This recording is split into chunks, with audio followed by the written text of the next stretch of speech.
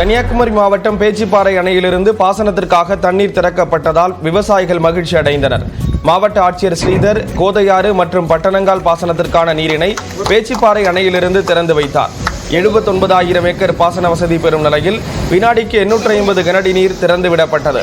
அணையிலிருந்து 2025ஆம் ஆண்டு பிப்ரவரி 28ஆம் தேதி வரை தண்ணீர் திறக்கப்படும் என்று அறிவிக்கப்பட்டுள்ளது.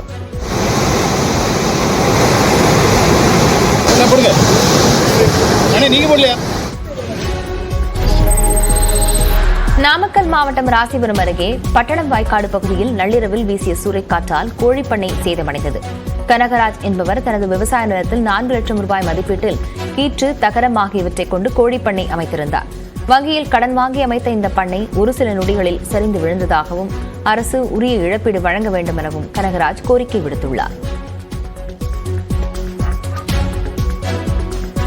மழை வரும் அப்படின்ற ஒரு அறிகுறி இல்லாதனால இந்த மாடு எல்லாம் உள்ள கட்டியிருந்தோம்னாக்க இந்த மாடு எல்லாமே இதாக இருந்திருக்கும். அதனால பார்த்தீங்கன்னாக்க இது தமிழக அரசு இது மேற்பார்வையிட்டு இது கொஞ்சம் நஷ்டீடு வழங்கினா கொஞ்சம் எங்களுக்கு கொஞ்சம் உதவியாக இருக்கும்.